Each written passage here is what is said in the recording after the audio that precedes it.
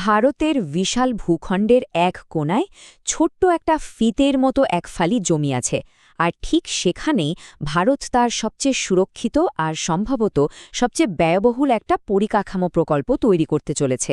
চলুন আজ এই ব্যাপারটা একটু তলিয়ে দেখা যাক, কেন এই ছোট্ট করিডরটা ভারতের জন্য এত বেশি গুরুত্বপূর্ণ।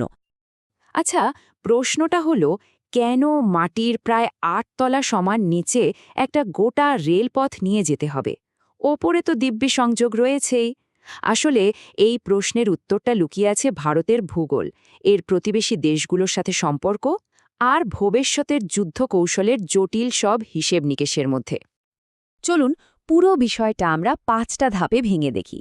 প্রথমে জানব এই কৌশলগত ঘোষণার ব্যাপারে, তারপর দেখব এর আসল দুর্বলতাটা কোথায়, যাকে বলা হয় অ্যাকিলিসের হিল।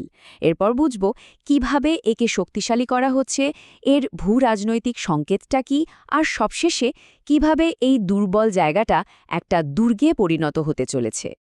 তো আসা যাক প্রথম ধাপে, একটি কৌশলগত উন্মোচন। এই তারিখেই ভারতের রেলমন্ত্রী একটা যুগান্তকারী পরিকল্পনার কথা ঘোষণা করেন। দেশের সবচেয়ে সংবেদনশীল আর কৌশলগতভাবে গুরুত্বপূর্ণ একটা সংযোগ পথকে সুরক্ষিত করতে বানানো হবে ৪০ কিলোমিটার লম্বা একটা আন্ডারগ্রাউন্ড রেলপথ। আর এই সিদ্ধান্তটাই কিন্তু এখন আলোচনার একেবারে কেন্দ্রে। এখন প্রশ্ন হল, একটা আন্ডারগ্রাউন্ড রাস্তা বানানোর এত দরকারটা কি পড়ল? এর উত্তরটা হল ভারতের এক বিশেষ ভৌগোলিক দুর্বলতা, যাকে প্রায়শই দেশের অ্যাকিলিসের হিল বলে উল্লেখ করা হয়।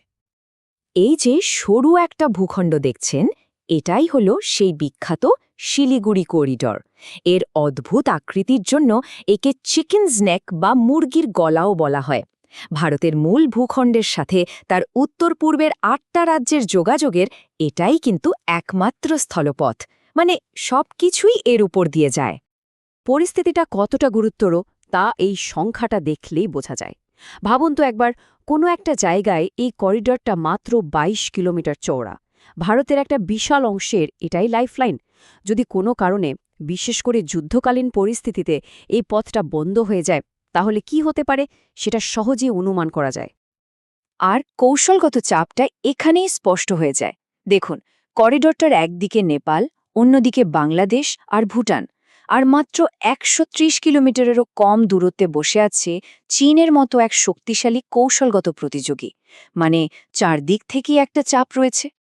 তাহলে এই যে দুর্বল একটা ধমনী, একে শক্তিশালী করার জন্য ঠিক কী করা হচ্ছে? চলুন এর ইঞ্জিনিয়ারিং বা প্রকৌশলগত দিকটা একটু দেখি। কৌশলটা মূলত দুটো ভাগে ভাগ করা। একদিকে মাটির ওপরে যে দুটো রেললাইন আছে সেটাকে বাড়িয়ে ৪টে করা হবে, এতে যাতায়াতের ক্ষমতা অনেক বাড়বে। আর অন্যদিকে নিরাপত্তার জন্য মাটির অনেক গভীরে সম্পূর্ণ নতুন দুটো সমান্তরাল লাইন তৈরি করা হবে। এই গভীরতাটা কিন্তু খুবই গুরুত্বপূর্ণ। ২৪ মিটার মানে প্রায় একটা ৮তলা বাড়ির সমান গভীর। এর মূল কারণ হল এটিকে ওপর থেকে করা যে কোনো আক্রমণ, যেমন ধরুন বিমান হামলা বা অন্য কোনো ধরনের নাশকতা থেকে পুরোপুরি সুরক্ষিত রাখা। প্রকল্পটার রুটটাও কিন্তু দারুণ কৌশলগত। এটা পশ্চিমবঙ্গের ৩ মাইল হাট থেকে রাঙ্গাপানি পর্যন্ত যাবে। তবে সবচেয়ে বড় ব্যাপার হলো, একটা লাইন সোজা চলে যাবে বাগডোগরা এয়ারবেসের দিকে, যা ভারতের জন্য খুবই গুরুত্বপূর্ণ একটি বিমান ঘাঁটি।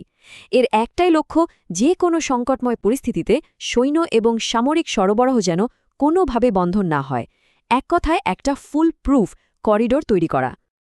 বুঝতেই পারছেন, এটা শুধু একটা সাধারণ পরিকাঠামো প্রকল্প নয়, এটা আসলে ভূ রাজনীতির মঞ্চে ভারতের তরফ থেকে একটা খুব শক্তিশালী বার্তা। সূত্রগুলো যদি দেখি, তাহলে এই প্রকল্পের পেছনে দুটো প্রধান কৌশলগত কারণ উঠে আসে। প্রথমটা হলো চীনের দিক থেকে আসা দীর্ঘমেয়াদী চ্যালেঞ্জ, বিশেষ করে চুম্বী উপত্যকার কাছে তাদের ব্যাপক পরিকাঠামো নির্মাণ। আর দ্বিতীয় কারণটা হলো বাংলাদেশের সাথে সম্পর্কের কিছু নতুন দিক এবং করিডোরের খুব কাছে চীনের সহায়তায় একটি নতুন বিমান ঘাঁটি তৈরির খবর নিয়ে ভারতের উদ্বেগ। এই ধরনের প্রকল্পগুলো আসলে দেখায় যে দেশগুলো কিভাবে তাদের সামরিক আর অর্থনৈতিক করিডোরগুলোকে সুরক্ষিত রাখতে আধুনিক প্রযুক্তি আর বিপুল বিনিয়োগ করছে। এই বিষয়ে আসামের মুখ্যমন্ত্রীর এই কথাটা শুনলেই এর ঐতিহাসিক আর রাজনৈতিক গুরুত্বটা বোঝা যায়।